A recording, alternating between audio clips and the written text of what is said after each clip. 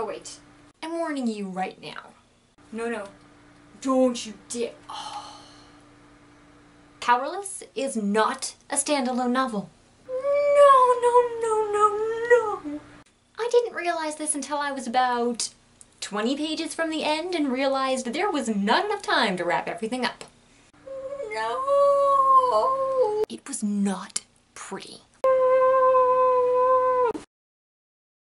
Powerles was part of my attempt to read more superhero fiction this summer to go along with the American Library Association's summer reading theme for the year. This book wasn't originally on my list, but I found it when I was browsing around the library one day and thought, what the heck? I was surprised by how much I actually enjoyed Powerles because it falls a lot more into the traditional YA genre than I usually read, because it usually deals a lot with teenage angst and romantic drama, and I decided I really just don't enjoy reading those kinds of books. Powerles also had a couple of other elements that I generally don't like in books. The heroine falls for a bad boy, which I am very picky about, and there was quite a bit of swearing.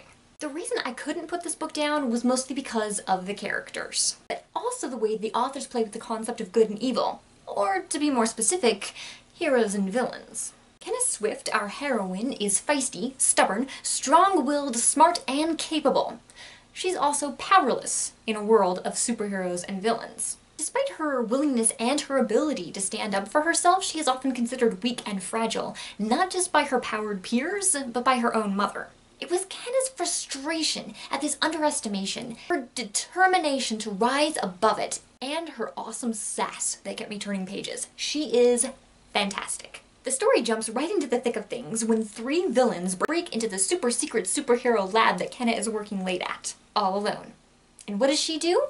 She grabs the nearest weapon and tries to fight them off. 3 villains, 1 powerless chick. This attack leads Kenna to question everything she thought she knew about superheroes and supervillains, and it will send her into a most unlikely partnership. This was the second big thing that drew me to this book. Kenna is constantly plagued by the question, what makes a villain? What makes a hero? In this world, the authors, at least so far, have chosen not to explain the origin of the superpowers. The only thing we know for sure is that when a person develops superpowers, they get a tattoo under one of their ears. One ear means they're a hero, the other ear means that they're a villain. I really want to see how the authors use this down the road. All of the characters in Powerles are really interesting and they have great depth, but I think my favorite character probably has to be the technopathic and incredibly paranoid ex-boyfriend of Kenna's. He's just fun. Back to the bad boy romance thing. I dislike this type of romance in general because I dislike it. The girls are handed sugar-coated fictional relationships that are unhealthy or unrealistic. Powerles handles this well because the authors made sure that Kenna is not naive and that she's not deluding herself. She knows that falling for the bad boy is a bad idea. She also likes him, not just the idea of him, and it's actually the good parts of him that she falls for, not the bad. She recognizes the bad as bad. And that is a huge win here. There's also the fact that the guy actually respects her. They fight and argue a lot, but as equals, and the moment someone even suggests undervaluing Kenna, he is on them and setting them straight. If there is a right way to do a bad boy romance, Powerles is pretty close. Probably the biggest drawback of all for me with this book was the swearing, because there was quite a lot of it. But the authors did it in such a way that the swearing did not seem excessive. Like I said, there was a lot.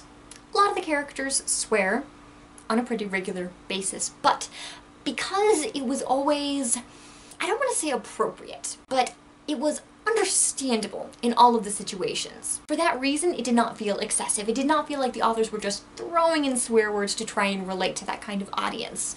There was always an understandable reason for the use of the swearing, even if I didn't agree with it. So, for this reason, the lots of swearing did not feel excessive, and I didn't notice it as much as I have in other books. Plus, there were all of those other factors that made the book worthwhile. So basically, we have a strong and sassy heroine, superheroes and supervillains, treachery, lies, a constantly evolving storyline, and a superhero who wears Superman pajamas. Seriously. Powerles by Tera Lynn and Tracy Deebs gets 4 stars from me, and it might work good for your next read. And if you do read it, let me know what you thought.